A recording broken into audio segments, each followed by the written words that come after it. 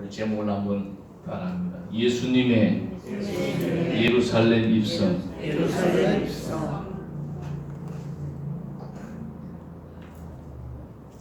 오늘 본문은 하나님의 사명, 하나님께서 주어진 사명을 완수하기 위하여 고난을 다 알고 계시면서도 기꺼이 예루살렘에 입성하시는 예수님의 모습을 우리가 보게 됩니다. 오늘 본문 21장은 예수님의 예루살렘 입성을 아주 소개를 잘 하고 있습니다. 예루살렘을 입성하셨을 때에 멋지고 화려한 백마를 타고 입성한 것이 아닙니다. 평범한 아주 나약한 나귀 새끼를 타고 예루살렘으로 입성을 했는데 왜 그랬을까? 예수님께서 백마를 구하실 수가 없어서 그랬는가? 아닙니다. 예수님은 백마를 못 구하셔서 그렇게 하신 것이 아닙니다. 폼나는 백마가 아닌 멋진 군마가 아닌 한낱 나귀 새끼를 타고 입성하신 이유가 있는데 그것 또한 하나님의 의를, 하나님의 약속을, 언약을 이루기 위함이었습니다. 클릭하세요. 구약성경 스가랴 9장 9절에 오늘 본문의 말씀이 그대로 나옵니다. 예언의 말씀을 성취하기 위하여 예수님께서 나귀 새끼를 준비하여 타고 가신 겁니다. 시온에 따라 크게 기뻐할지어다. 예루살렘에 따라 즐거이 부를지어다. 보라 내가 왕이 내게 임하시나니 그는 공의로우시며 구를 베푸시며 겸손하여서 나귀를 타시나니 나귀의 작은 것 곧 나귀 새끼되라. 사랑하는 우리의 준가족 여러분, 예수님은 이 땅에 태어나는 순간부터 이 땅 위에서의 삶을 마치고 성천하는 순간까지 하나님의 예언되어 있는 말씀을 이루기 위해서 살아가셨습니다. 오늘 예루살렘 입성도 나귀 새끼를 타고 입성하는 이 과정도 구약의 하나님의 말씀을, 예언의 말씀을 성취하기 위한 순종의 길이라는 겁니다. 하나님은 우연히 어쩌다가 어떻게 이 땅을 만드시지 않으셨습니다. 하나님은 우연히 어쩌다가 어떻게 예수님을 이 땅에 보내시지도 않았습니다. 심지어 예수님이 예루살렘에 입성하실 때에 나귀 새끼를 타고 올라가야 한다는 것까지 치밀하게 계획하시고 예언하시고 이루시는 분이 바로 여호와 하나님이십니다. 그러니까 이 세상에는 우연이라고 하는 것은 결코 없습니다. 나귀가 태어나고 그 나귀가 예수님을 모시고 예루살렘으로 올라가게 되는 것도 하나님의 계획 가운데 있고, 참새 한 마리가 태어나서 팔리고 사는 것도 하나님의 뜻에 있다고 성경은 우리에게 말씀하고 있습니다. 로마서 8장 28절에 하나님은 선하신 하나님인데 결국에는 모든 것이 합력해서 선을 이룬다고 선언했습니다.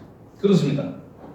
저와 여러분이 하나님의 의를 위해서 살아가야 되는데 오늘 우리가 이 종려주의를 맞이해서 예루살렘에 입성하신 예수님의 생애를 한번 우리가 살펴만 봐도 아마 큰 여러분의 느낌이 있고 진림이 있고 깨달음이 있을 줄로 저는 믿습니다. 우리가 그 전도지 중에 사형리 전도지를 보면요, 하나님은 당신을 사랑하시며 하나님은 당신을 위해서 특별한 계획을 가지고 계십니다. 이렇게 시작합니다.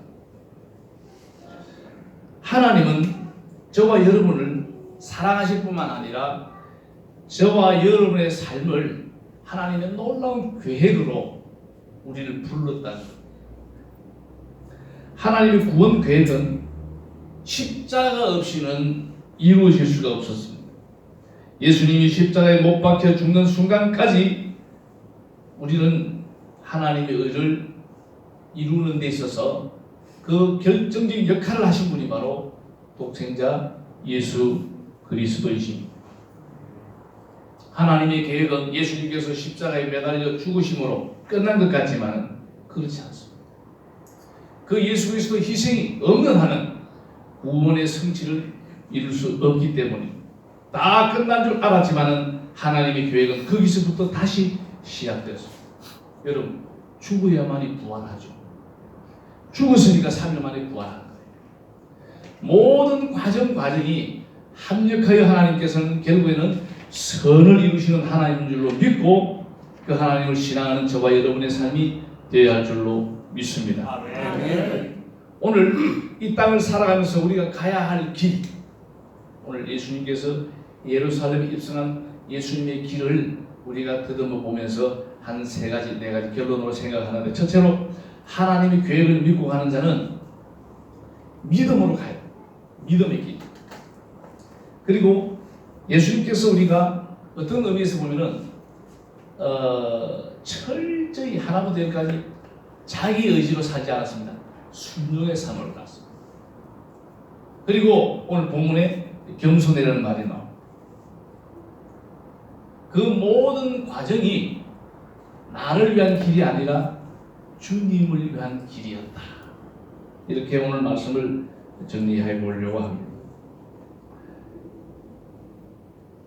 하나님이 반드시 합력하여 선을 주시는 하나님을 우리가 믿는다면은, 그렇다면은 이 하나님의 계획에 우리가 하나부터 열까지 말씀이 나의 생각과 상반된다 하더라도 순종해야 돼.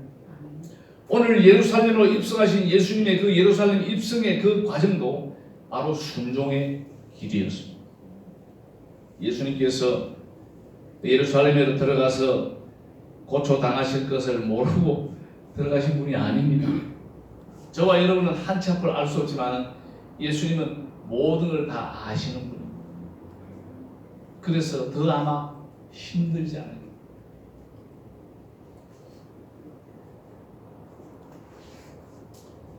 오늘 제가 여러분에게 꼭 하나 강조하고 싶은 분이 있습니다. 이 겸손이라고 하는 단어가 오늘 본문에 나옵니다. 저와 여러분이 가야 할 길은 겸손의 길이라는 것을 오늘 이 시간에 이 종려주일 맞이해서 강조를 드리고 싶습니다. 왜 예수님께서는 나귀 새끼를 타고 입성을 하셨? 5절 말씀을 보면은 그는 겸손하여 나귀 새끼를 탔도다. 왜 예수님이 나귀 새끼를 타셨을까?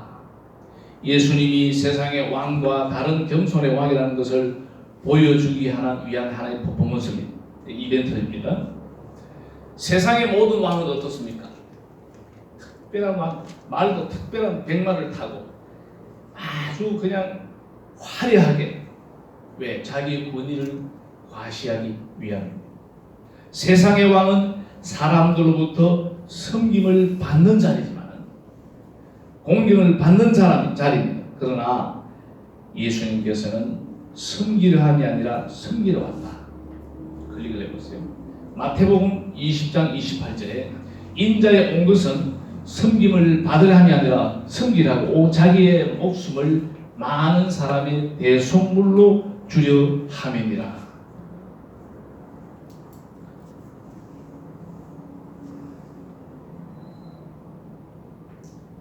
예수님이 나귀 새끼를 타시고 예루살렘에 입성하시면서 우리에게 무엇을 말씀하고 싶은 것일까 한번 생각해 봤습니다. 너희도 이 세상 가운데 다르다는 것을 보여주라고 하는 예수님의 사인이, 예수님의 메시지가 있지 않겠느냐. 여러분, 저와 여러분은 구별된 자입니다. 세상 사람들과 좀 달라요. 그것이 그리스도를 따르는 진정한 그리스도인의 모습이라는 것을 세상 가운데 확연히 보여주라는 의미가 저는 깔려있다고 생각합니다. 우리는 예수님을 믿고 따른다고 하지만은 예수님이 기쁜 마음으로 나귀 새끼를 타셨듯이 나귀 새끼를 타려고 하지 않는 데에 문제가 있는 것입니다. 또 그럴 수밖에 없습니다. 아니, 나귀 새끼라니 세상에 나를 뭘로 보고 라고 말하면서 낮은 자리, 숨기는 자리에 서려고 하지 않는 것이 대다수 사람들의 그 속마음입니다. 대접하는 것보다 대접하기를 즐겨하는 사람이 쉽지 않습니다. 그러나 예수를 믿는다는 것은 내가 받고 싶은 것을 먼저 받는 것이 아니라 해야 할 것을 먼저 해야 한다.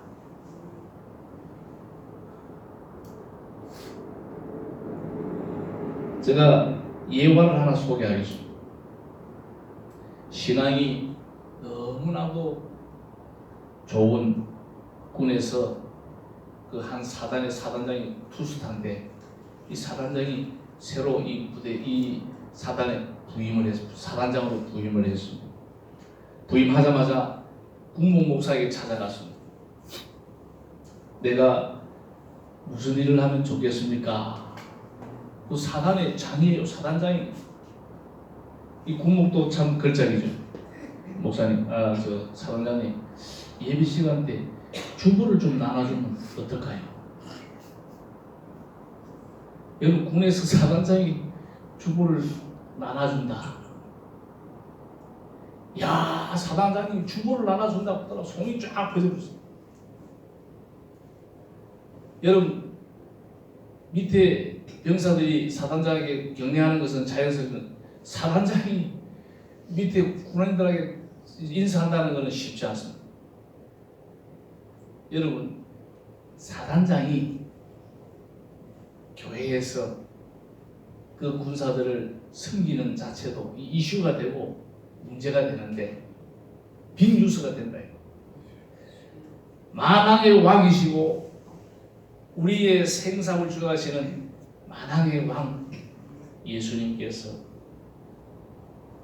겸손의 옷을 입고 이 땅에 오셨다는 것은 저와 여러분의 믿음의 삶에 어떤 의미를 부여하는가 한번 우리가 고민해 봐야 됩니다.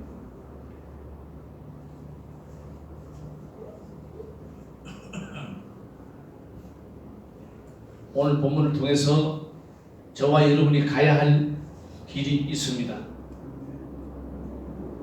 클릭을 한번 해보세요. 제가 오늘 설교를 나름대로 정리를 해봤습니다. 주님이 예루살렘으로 가신 그 길은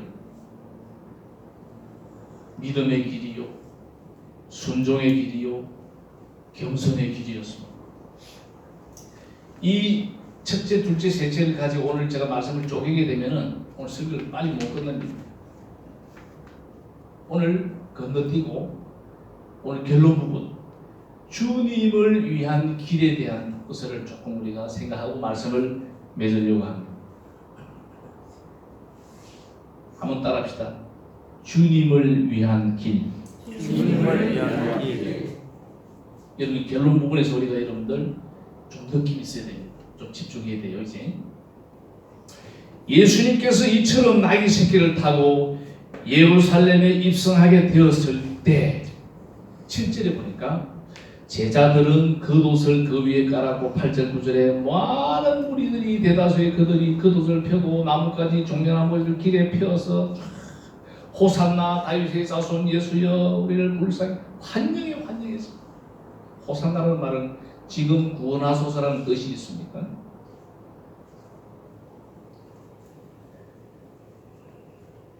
오늘 말씀의 제자들과 무리들은 예수님이 다윗의 자손 즉 메시아임을 알았지만은 그 메시아가 십자가를 져야 될 메시아인 줄은 몰랐습니다.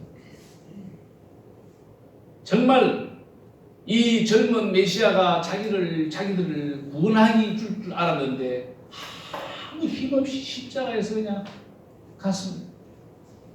십자가에 그냥 체포가 되고 잡혀서 신문을 받습니다. 뿔뿔이 흩어졌습니다. 이 본문에서 우리가 포인트를 놓치면 안 돼요. 그들이 지금 예수님을 열렬히 환호하고 호산나 노래하면서 겉옷과 종려나무 가지를 깔고 있었던 이유가 뭡니까? 예수님 때문입니까? 자기들 때문입니다. 참 씁쓸하죠. 자기들을 위해서 예수님이 행해 주실 그것을 그 일을 생각하면서 기대하면서 노래하며 찬송하고 그들을 위하여 자신들을 위하여 그 예수를 환영했다 이 말이에요.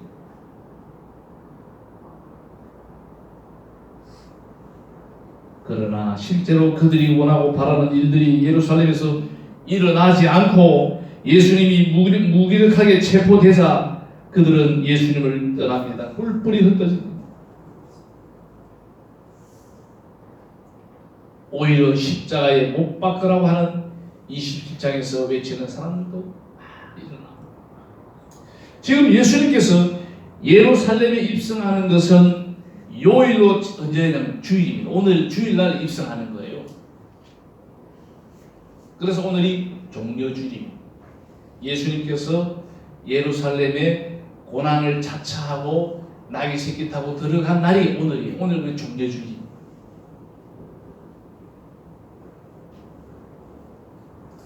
십자가에 예수님이 못 박히신 것은 금요일이고요. 잡히신 날은 목요일입니다. 결국 3, 4일간의 시간 동안 자기들이 원하던 해방과 기적이 없게 되자 이들은 하루아침에 예수님을 떠나고 예수님 앞에 돌았습니다. 왜? 채 일주일의 시간이 지나기도 전에 이들의 찬양은 사라져버린 것일까? 여러분, 우리가 고민해야 됩니다.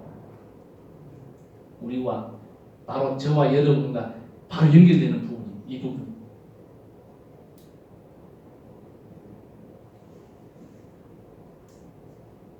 이들은 주님의 주님 되심을 노래한 것이 아닙니다. 나를 위해 무엇을 해줄 주님을 노래하고 있었던 것이었습니다. 이들의 노래와 찬송의 목적이 문제가 있었다는 겁니다. 여러분, 속도보다 중요한 것은 방향입니다. 방향이 잘못되어 있으면 속도가 빠를수록 훨씬 더 위협하고 부정적인 결과를 초래하게 됩니다. 해운대 방향으로 가야 되는데 다대포 방향으로 속도를 더 열심히 달렸다고 생각해 보세요. 돌이키기가 더 힘든 것입니다. 우리의 사명을 감당할 때에 정말로 중요한 속도, 목적, 방향 우리가 점검해야 됩니다. 내가 지금 달려가고 있는 이 길이 주님이 원하시는 길인지 내가 원하는 길인지를 생각해 봐야 됩니다. 한 번만 더 따라합시다. 주님을 위한 길. 주님을 위한 길. 내가 지금 왜 이 봉사를 하고 있는가? 분명한 목적의식 자칫하면요, 우리가요 정말 열심히 일하고 하나님께서 나 니 모른다 그럴 수 있어.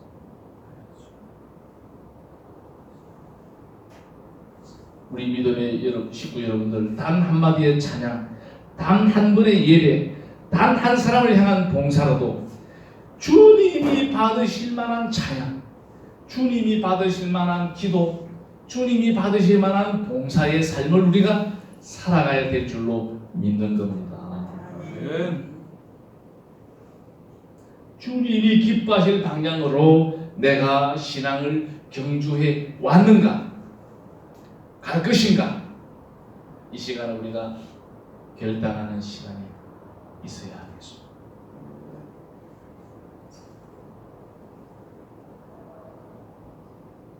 아프리카의 위대한 선교사 리빙스턴 유명한 말을 남겼습니다. 사명이 있는 자는 그 사명이 닿을 때까지 하나님이 불러가지 않는다. 제가요 이번 대장암 수술하고 나서 성경에는 없는 이야기예요. 이 리빙스턴 선교사의 말이 굉장히 와닿더라고요. 솔직하신 일, 우리가 여러분 이 땅에서 끝나면 어디 갑니까? 천국 갑니다. 하나님께서 김 목사를 조금 더 다른 데 어디에 이렇게 쓰실 목적이 계신가 보다. 그러면 정신 바짝 차려요. 하나님의 의를 이루기 위해서는 최선을 다해야 돼요.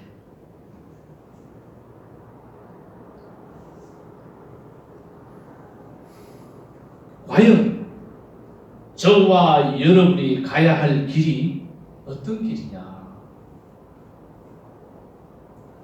내가 하나님의 계획 속에 있어서 반드시 하나님이 나를 위해 위대한 계획을 나를 통해서 펼쳐간다는 그 믿음,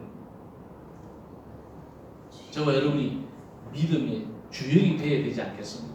이왕 할 거 주인공 해야지. 엑스트라 해서 되겠어요?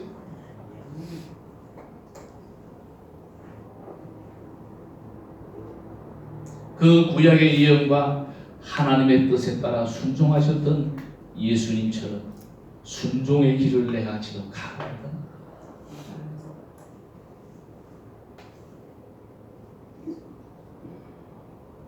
나귀 새끼를 타고 올라가심으로 세상의 왕들과 다름을 보여주셨던 예수님이 보여주신 그 겸손의 길,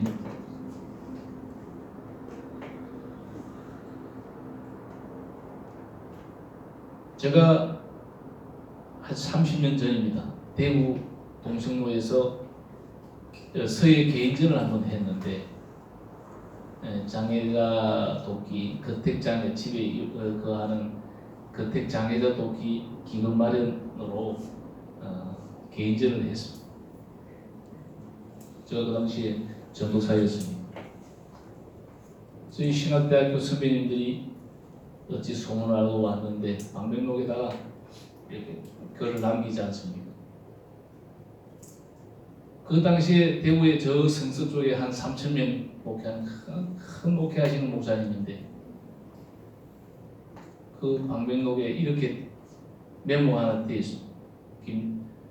사랑하는 후배 김전도사님, 내 목회 신념을 하나 꼭 써주시면 고맙겠습니다. 부탁합니다 하고, 목회 신념이 뭐냐? 강당 밑에서 죽자. 이것이다. 일사 가고 목양 일려 뭐 좋은 사자성가 많이 있는데, 이 목사님께서 강당 밑에서 죽자. 자기 목회 신념이 강당 밑에서 죽는 거예요. 여러분, 우리가 하나님의 의를 이루기 위해서는 내 자신이 날마다 죽어야 됩니다. 내 생각을 끊고, 내 의지를 끊고, 내 고집을 끊고 나를 비워야 돼.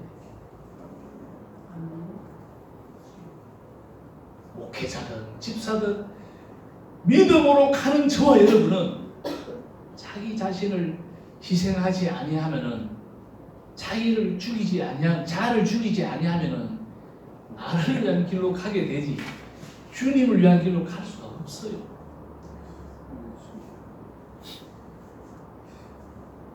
그냥 절기상 종려주의니까 이렇게 우리가 이 종려주의를 보내지 말고,